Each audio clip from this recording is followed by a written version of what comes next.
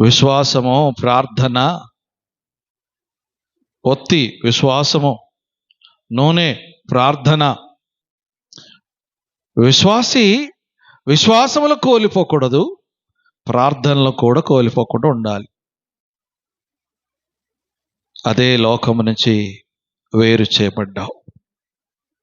అదే లోకము నుంచి నీవు వేరు చేయబడ్డావు. రెండో విషయం, లోకానికి వెలుగై ఉండాలి. ఇప్పటి నుంచి లోకానికి నువ్వేమై కలిగి ఉన్నావు? వేరై ఉన్నావు. లోకానికి నువ్వేమై కలిగి ఉన్నావు? వేరై ఉన్నావు.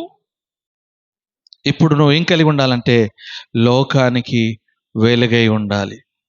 ఆమేన్, హల్లెలూయా. ఏ విధంగా ఉండాలి? లోకానికి నువ్వేమై కలిగి ఉండాలి? వెలుగై ఉండాలి. మత్తయి సువార్త 5వ అధ్యాయం 13-14 వచనం చూద్దాం. మైక్ తీసుకున్న వారు చదవండి. మత్తయి సువార్త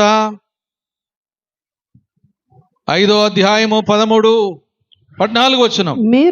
నీవు లోకమునకు ఉప్పై ఉన్నారు. లోకమునకు ఉప్పై ఉన్నావు. ఉప్పు నిసారమైతే అది దేని వలన సారము పొందును? అది దేని వలన సారము పొందును? అది బయట పారవేయబడి మనుషుల చేత రొక్కబడుటకే గాని మరి దేనికి పనికిరాదు. మీరు లోకమునకు వెలుగై ఉన్నారు.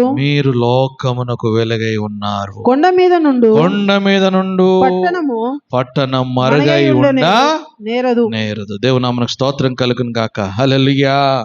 ఎలా ఉండాలి? నువ్వు లోకమునకు వెలుగై ఉండాలి. వెలుగై ఉండడం కాదు, రెండోది ఏమంటున్నా తెలుసా?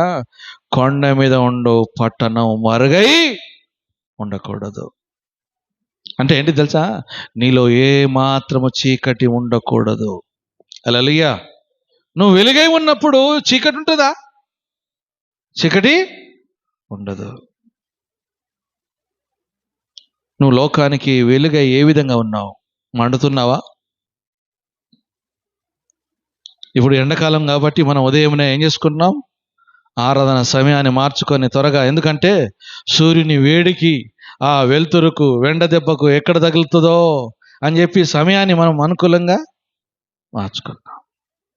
మరి లోకము నుంచి నువ్వు వేరు చేయబడిన నీవు లోకానికి నువ్వు వెలుగై ఏ విధంగా కలిగి ఉన్నావు?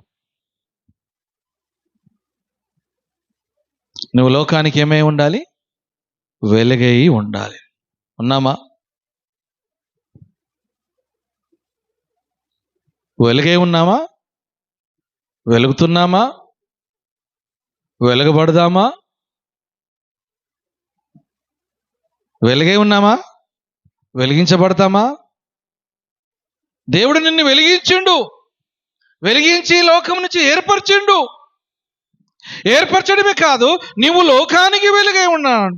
లోకానికి నువ్వు వెలుగై ఉండాలంటున్నాడు. యేసు ప్రభు కూడా అదే అంటున్నాడు, నేను లోకమునకు వెలుగై ఉన్నాను. మీరును లోకమునకు వెలుగై ఉండాలి. హల్లెలూయా. నువ్వు వెలుగై ఉన్నావా? మొదటి కొరింథీయులకు రాసిన పత్రిక 6వ అధ్యాయం 1-2 వచనాలు.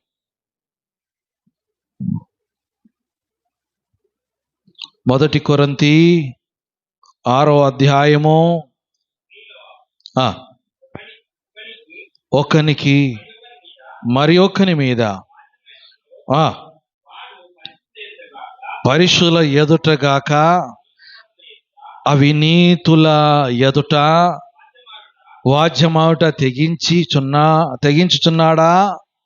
పరిశుద్ధుల లోకమునకు తీర్చుదురని మీరు ఎరగరా? మీ వలన లోకమునకు తీర్పు జరగవలసిన ఉండగా మిక్కిలి అల్పమైన సంగతులు గూర్చి తీర్పు తీర్చుటకు మీకు. అపోస్తలుడైన పౌలు చాలా చక్కగా చెప్తున్నాడండి. దేవుడు లోకంలో నిన్ను ఎందుకు పెట్టినాడు? అయ్యా జాగ్రత్తనండి, లోకంలో నిన్ను ఎందుకు ఉంచినాడంటే ఒక దినమున లోకానికి నువ్వు తీర్పు తీర్చబడుతున్నావట. హల్లెలూయా. ఒక రోజున నువ్వు ఏం చేయాలి? లోకానికి తీర్పు చెప్పవలసినది ఉన్నదట. అండర్లైన్ చేసుకోండి. దేవుడు లోకమునకు నీకు వెలుగై ఎందుకు